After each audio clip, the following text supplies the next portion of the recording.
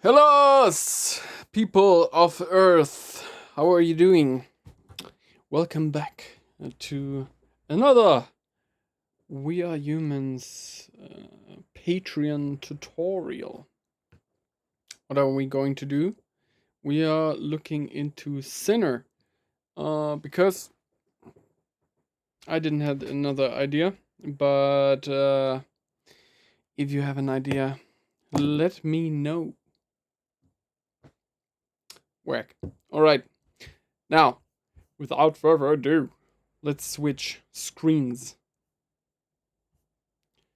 There we go. This is the project.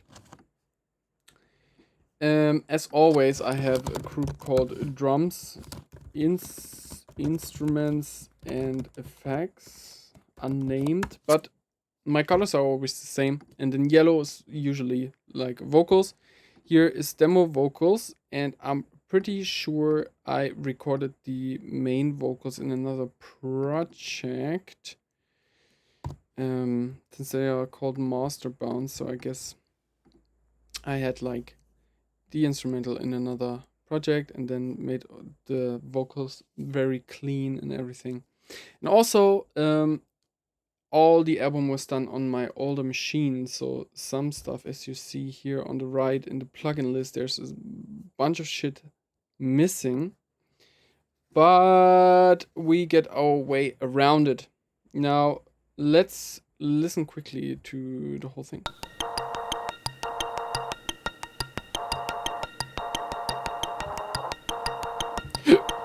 Oh, I go hard if I need to, but I'm not on your team. Burn ground in my footsteps, every move gasoline, and my celly's not ringing, because it's ringing all day. And I already know what you have to say to me. Sinner, call me sinner. From the flames and alchemy, there's a place in hell for me. Sinner, call me sinner. There's a place in hell for me, right next to you.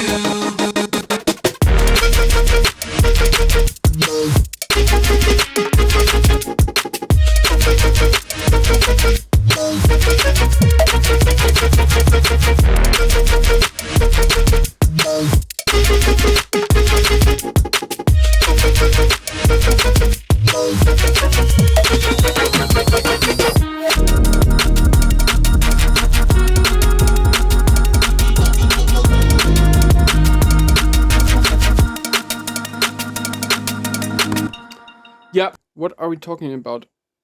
What I find interesting in the song is how it got started, because it was started actually by this thing here.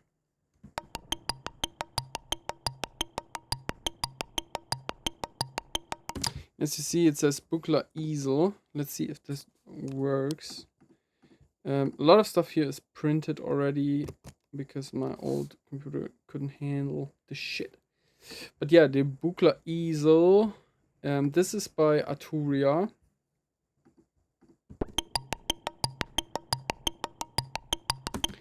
Now, Buchla is this manufacturer that did these weird modulars, or still is, I think they're still doing those weird modular synths.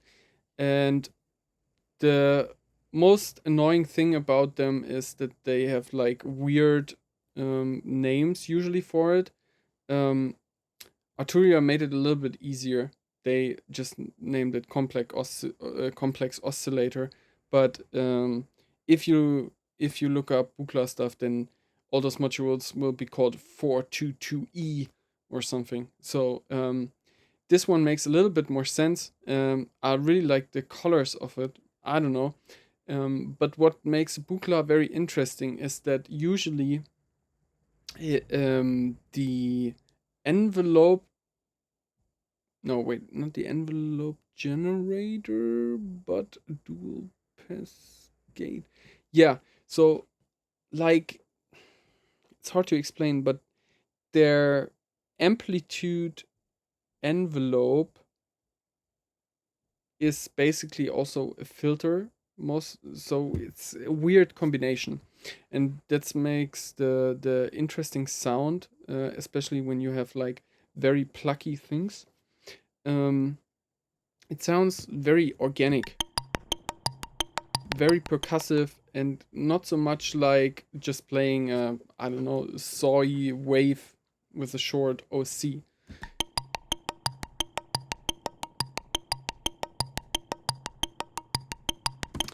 And I can't re-explain like all the things that go on here, but I'm pretty sure that this was based on an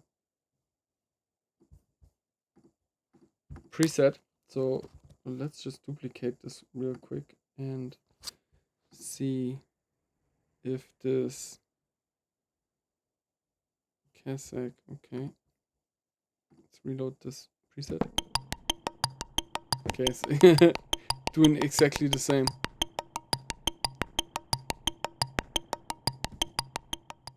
Okay. So yeah, this was actually just a preset. So I was exploring this. I was playing around with it. I also have another Buchla thing for Reactor, I think. But yeah, so I was exploring presets, and I was like, oh man, that's so interesting. So I kept this, and with this, I explored this intro, and I didn't have this melody yet. It was just those things. So I layered this.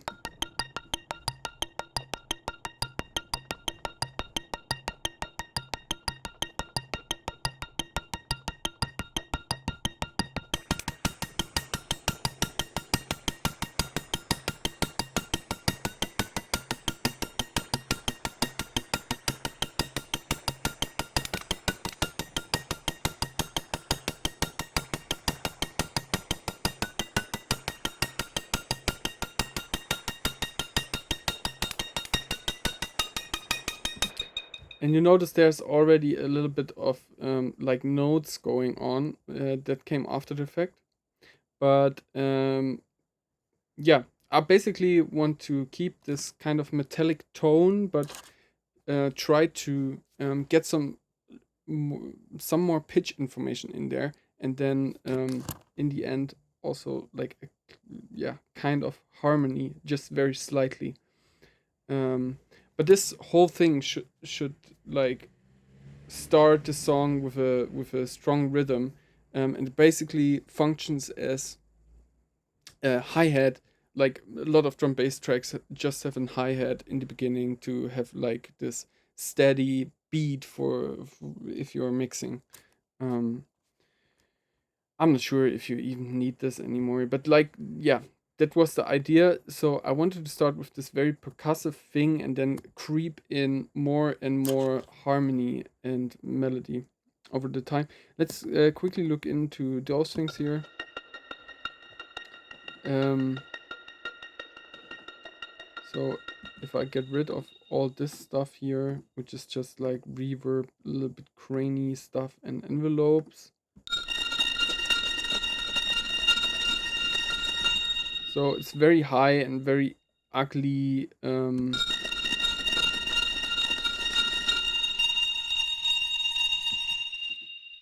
Very high synth with lots of reverb. There's nothing really. How do we get the? Ah, okay. Here's a lot of stuff on there. Let's get rid of this as well.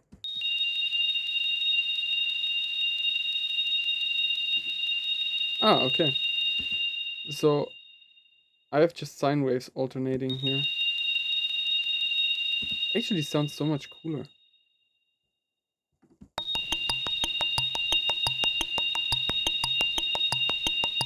Interesting. I should have kept it like this. But yeah, sometimes you discover stuff like this. Okay, and this is the other layer. And I checked this before. It's interesting. It's actually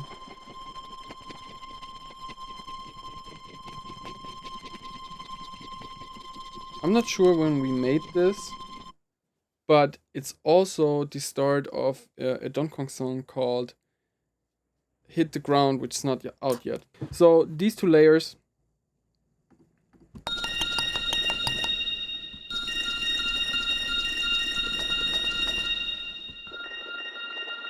filter down.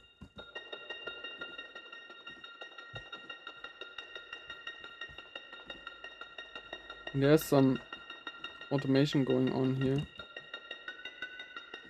So you see I change the pitches a little. And here that's the chorus part. Here it's much more pronounced because I wanted the chorus to be like I wanted this to be more precise, more BT. And then yeah, what's on here? Oh. Decapitator, just some distortion, shaper box. Yeah. Ah, okay. So this is kind of giving it the dotted pulse rhythm. Some crane space again. After Effect. So it's a little bit more live, a little bit more moving. So all those little automations together like create definitely a sense like you can't really tell which parameter is changing. So that's very good if you like want to automate stuff over a long time. If you automate like 5, 6 different parameters, then normally people can't tell what really is happening, but you can kind of dial the instrument you're working on to the emotional tone of the section you're in. So yeah, in the beginning it's just an intro, so it's very you can't really tell what kind of instrument it is. It sounds a little bit organish. Yeah, it's fluttering around. Could also be an echo of this Buchla thing. So, and then after a while, it gets more and more pronounced. So let's look into this other layer. This I find very interesting actually, because it's only a polysynth. And if we listen to this polysynth alone, let's deactivate this stuff again as well.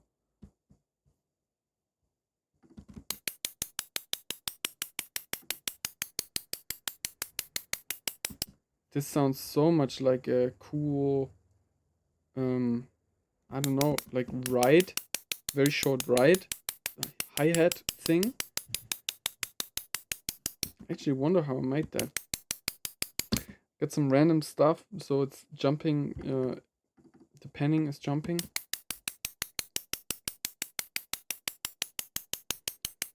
I got 4 voices.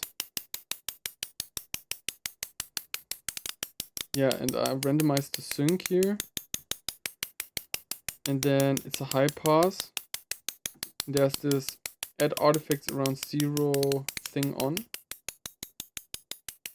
But it's not so much different, not so different to when I put it off.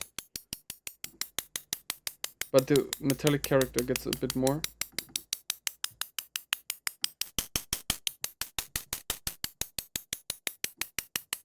And yeah, for sure, it's a very short envelope. And the envelope, the filter envelope is basically opening the high cut to low cut to the bottom, like chick, chop, chop, chop.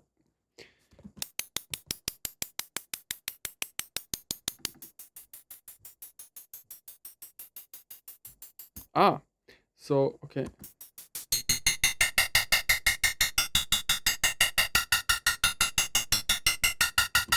Ah, interesting. So it's basically very detuned saws, right?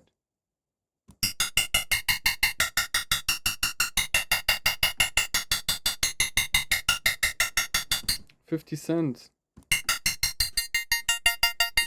Interesting.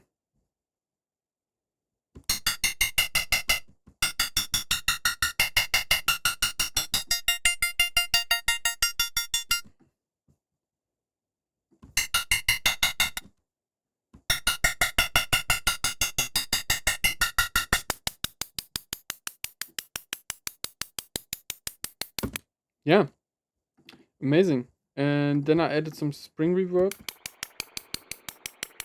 It's very subtle in the background, and some halftime.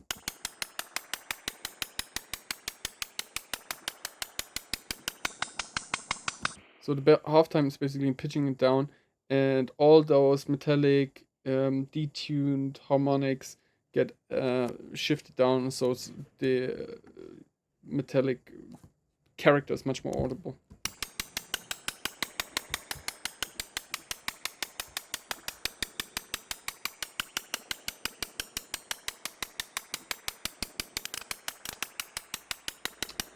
Let's see, this also automated the mix here.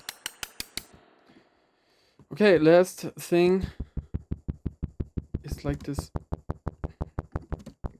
weird plucky thing. Not sure why I did that. I don't think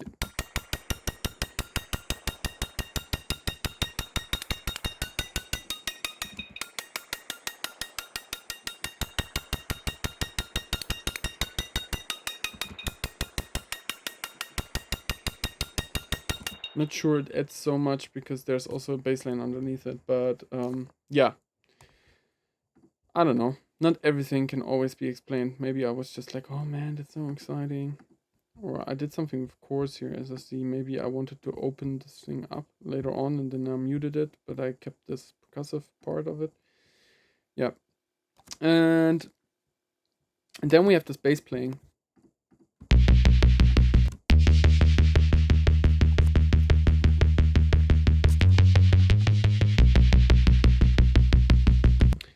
Now, what's interesting musically here is that in the beginning, in the verse, I wanted to have like not so much musical.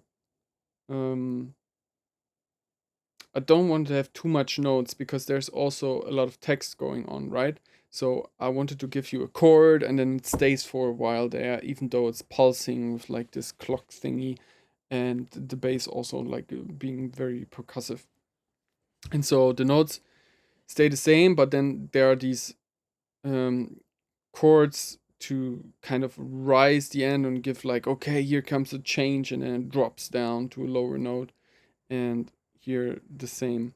But here in this chorus section, the bass has a lot more movement. Now, the bass line is loosely following the chords, but it's not like that's always playing like the root note, third and fifth or something. It's changing all over the place. Sometimes it's an octave, like here. Sometimes it's a third, like here.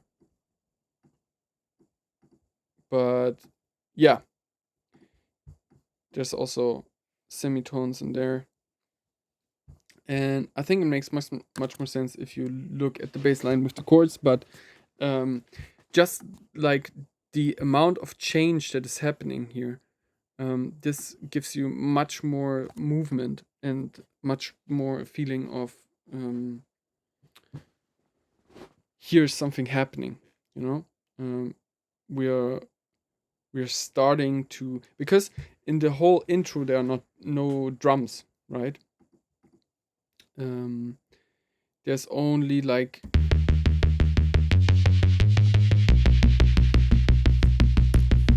a very dark snare, so everything is driven by the instruments themselves.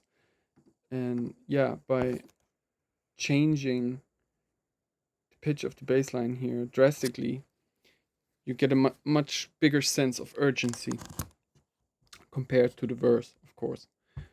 On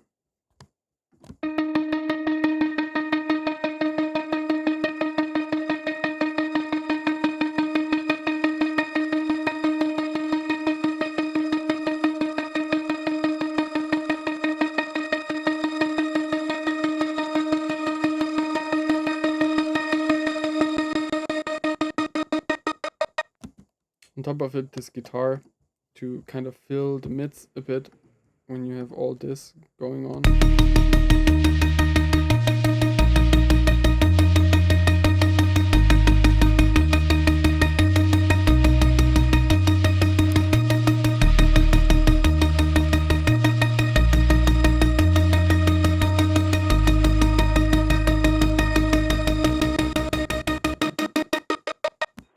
as I scroll through here, you see you have another synth, you have a brass thing here, you have here another synth, but there's not like this one instrument's playing all the chords.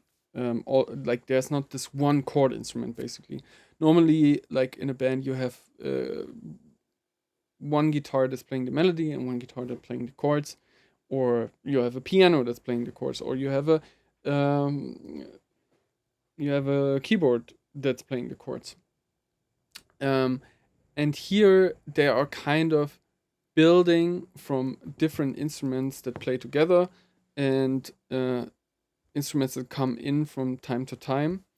And I would say which carries the most amount of like chord information is this piano here.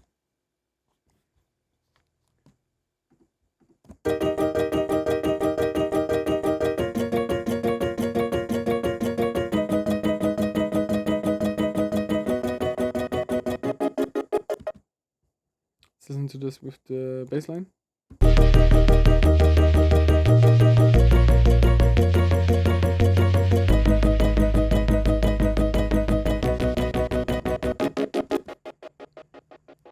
You see here first is D sharp, A sharp, and like this the fifth, and this is basically going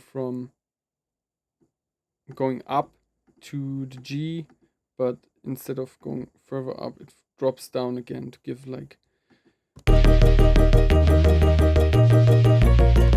So the bass line is always going up and then falling down again. So the next note kind of feels heavy. And so D sharp, A sharp, G sharp, B, and C sharp in the end. And that's also what we have here: D sharp, A sharp, G sharp, B, and here in the end, here we have a different. Let's put it like this: C sharp. So these are basically the chords. It's just a D sharp major, a sharp minor, G sharp minor, inversion. Like also this is inverted, and there's always an octave in there as well. So D sharp, A sharp, A sharp, G sharp. There's no octave because like the voice leading was better this way. Here we have an octave of the fifth, and this is the third. And yeah, then we have the B, fifth the B octave, and then the third on top. And here we have the G sharp. And yeah, you have quite amount of noisy and melodic elements that actually make this part. So I would say that's also the bass line. So now we're playing the bass line, we're playing a melody synth called alt synth, we're playing a brass thingy, and let's get rid of the piano. And here there's like a string thing coming in.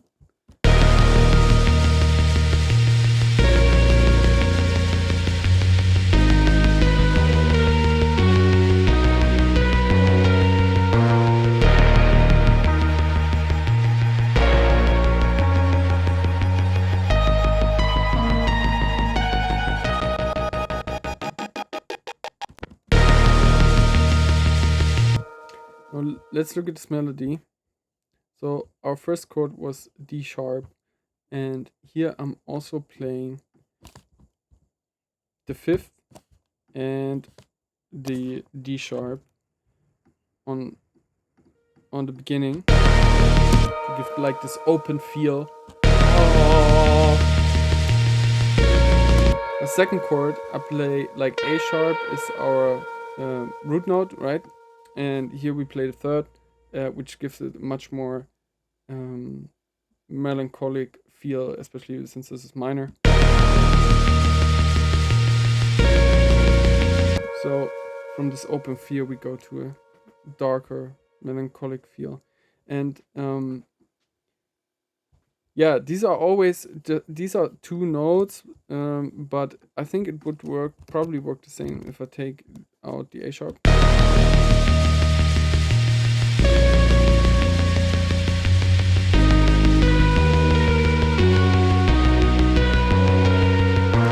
Right? So da da da boom da. It's a little bit.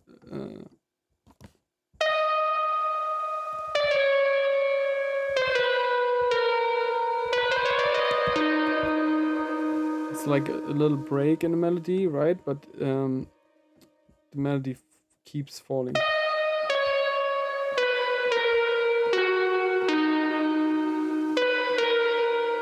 Small repetition there.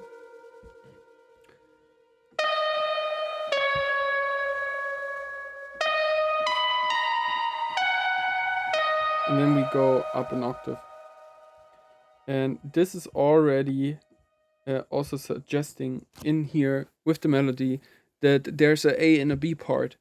You have these long notes in the A part, and then you have these shorter notes in the B part. And that's also what's happening with the vocals, right? Call me sinner.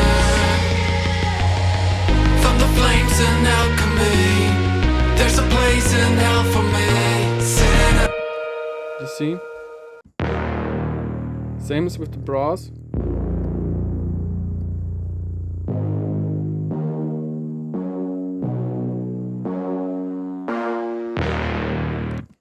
You see, it's playing here in the beginning. It's only playing the root notes, even though the original bass line is playing the octave and the fifth.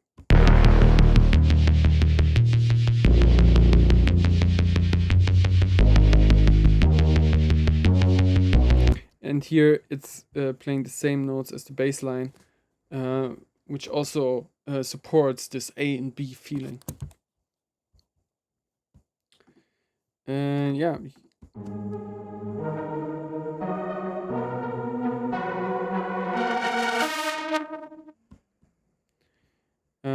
This a little bit supporting. From the flames and alchemy, there's a place in hell for me. Sinner.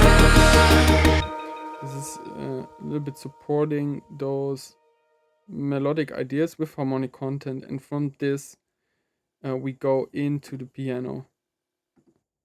So this is in a room, it's more in the back, it's kind of fluttering around.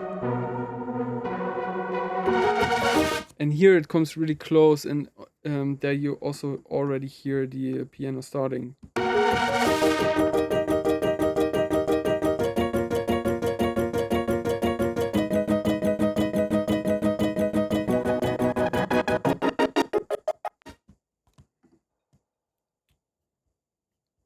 So let's listen to everything together here.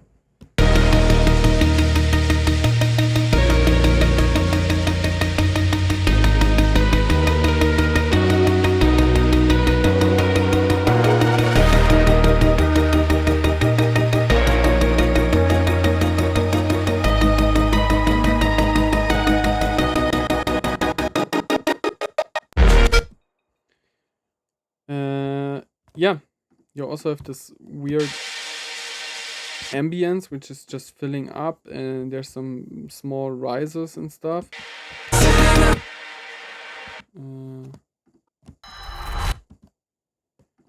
But nothing very special, to be honest. I try to keep effects always as minimal as possible and try to do everything else with the instruments itself.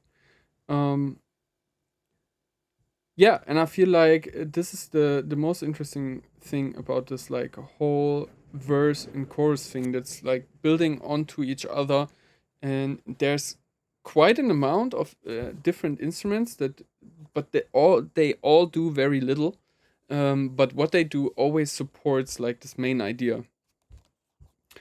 And Yeah, some of the sounds themselves are not so special if you listen to them on their own, but when they are combined and suddenly play harmonies, like this lead synth,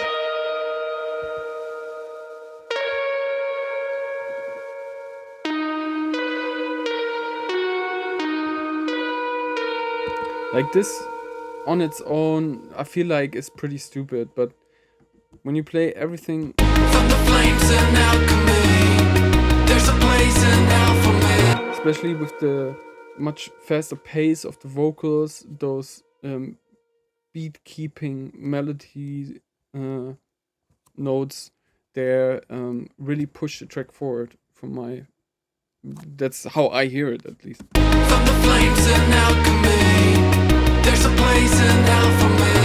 Sinner.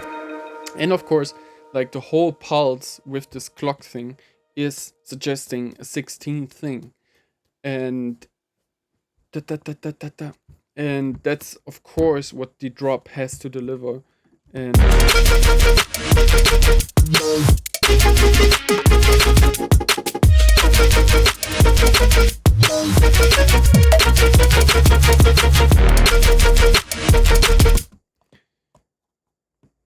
so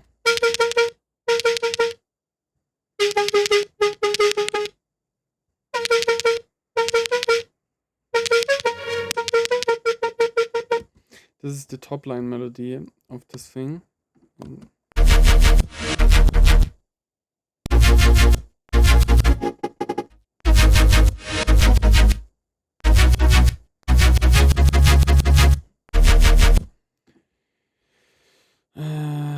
What's all this? Some serums. It's all stacked together. But yeah, the most important thing here in this patch definitely is that it's playing the 16th notes. And what I want to talk about before we look into these layers, I hope I can open them, is this little melody thing. Because I had a different melody first, and I'm not sure if we can. Let's see. What is this called? Instrument layer bounce 1. Files. Instrument layer bounce 1.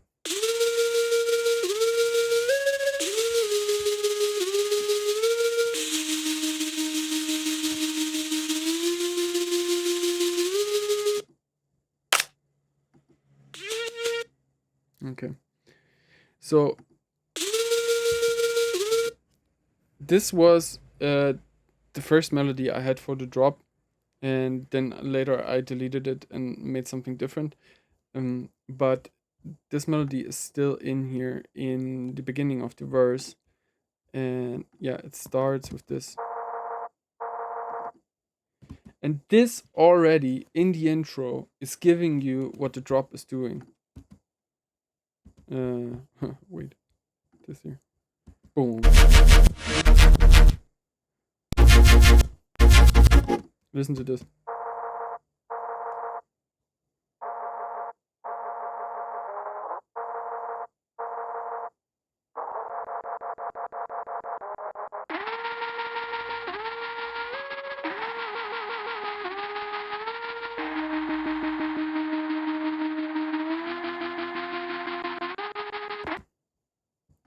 So yeah, this is also kind of preparing you for the drop, sneaking it in very quietly, and it kind of does something. I feel like without it, I didn't like the intro as much, but yeah, it's a very small thing in the end.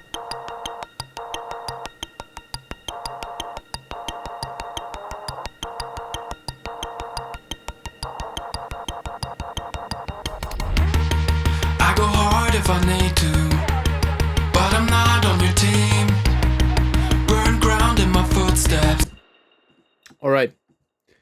Now let's look into this. As you see, I already bounced this. There's not sure there's so much on it. Here's the Serum FX chain that gets triggered in the very end.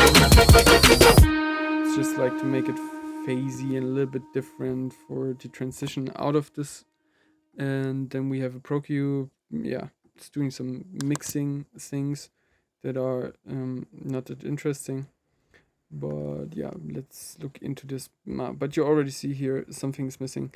Waveshaper CM was like my Waveshaper plugin for a very long time, and it's only 16-bit and it's not working on a new machine, and that's very stupid because I have so many patches with it.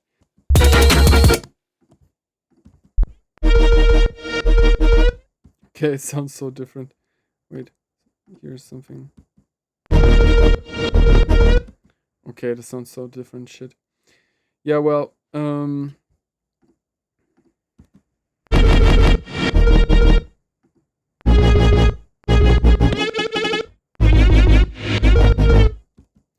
so this is a grid patch which I use to stutter the whole thing.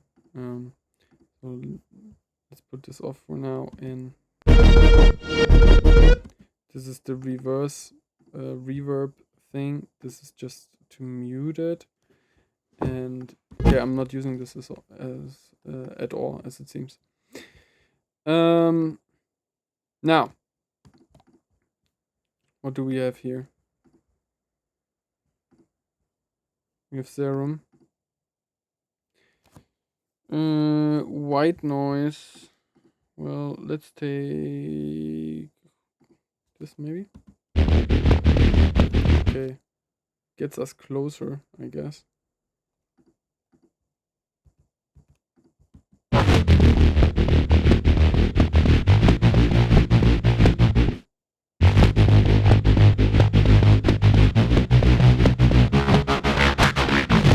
Yeah, like the whole distortion is gone, so this makes no sense. That's unfortunate. But yeah, we have a bass line.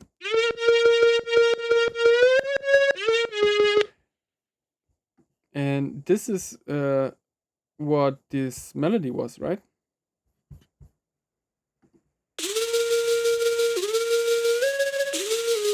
Yeah, it's.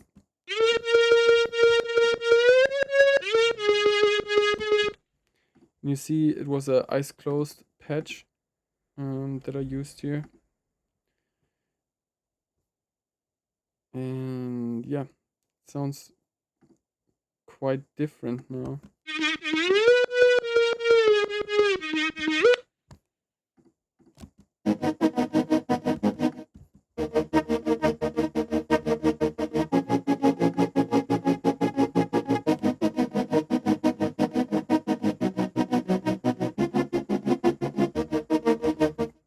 So these are the same chords as in the chorus before the drop.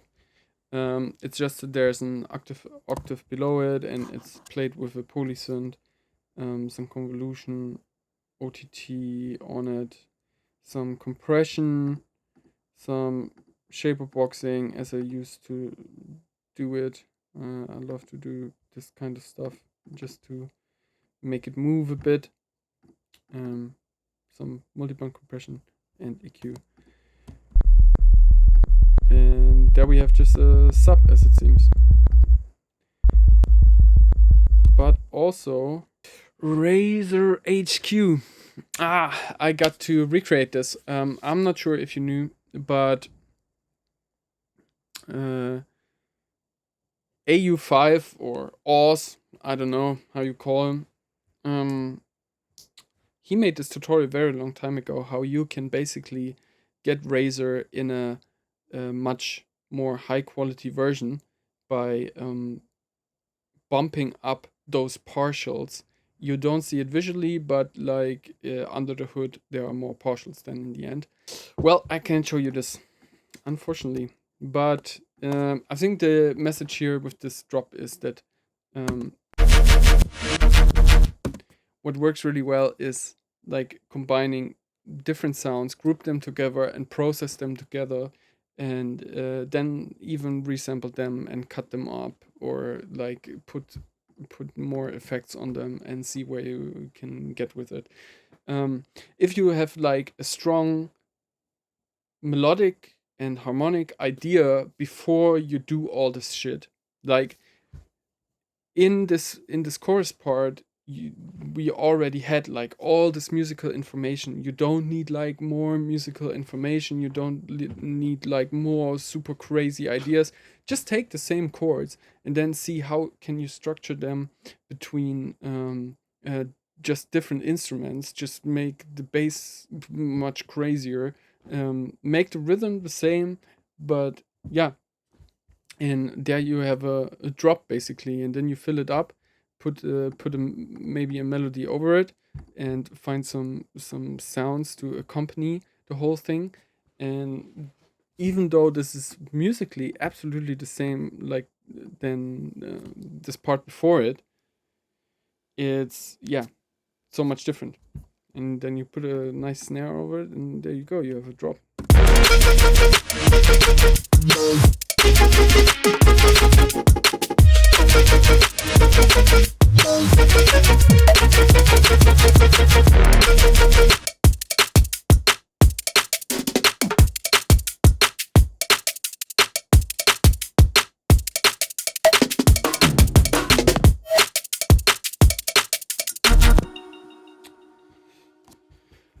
And lastly,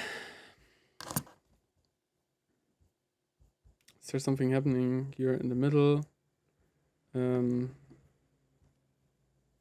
Guitars coming back. I have those French chords here.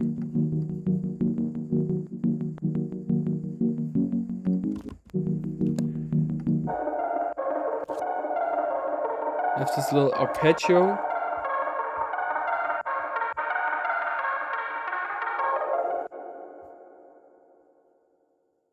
And yeah, there's less drums here in the chorus. At least we have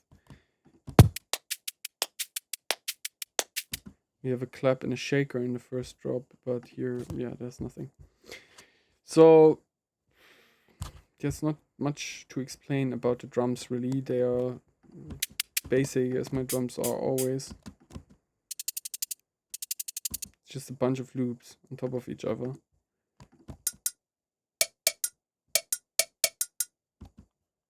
It's like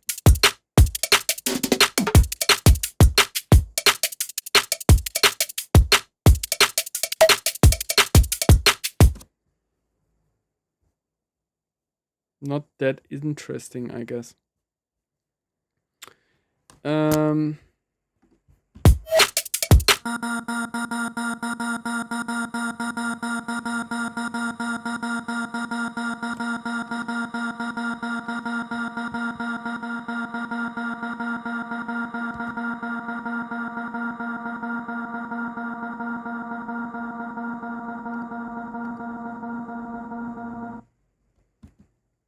I use this R stutter of my voice to create like this transition thing, to have like something leady there, but it stays the same the whole time, and then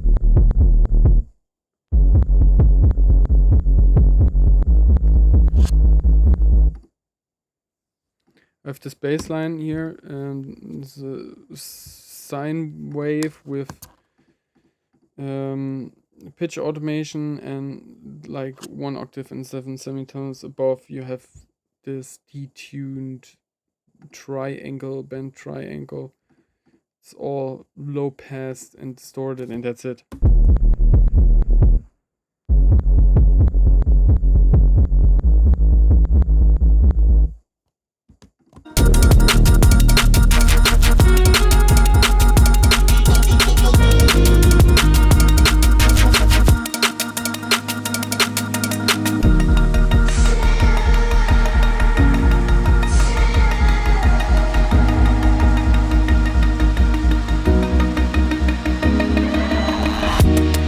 On my own from the get-go.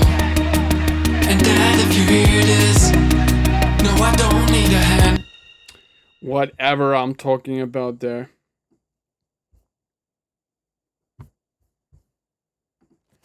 Okay, that's it. This was Sinner. I hoped I could show you a little bit of what I've done there. It's not such a complicated tune. I think most interesting is like just the how you take a small energy that you have in this very little percussive sound, and how you build on it. And there's not much you change over time, but like changing a little bit here, changing a little bit here, having like something that supports the whole thing there. Um, and suddenly it sounds big, even though the music is pretty simple. Um, is it? Is it though? Is it really simple? I don't know. Very cringy today. All right. Thank you for your support. See you in the next video. Bye bye bye.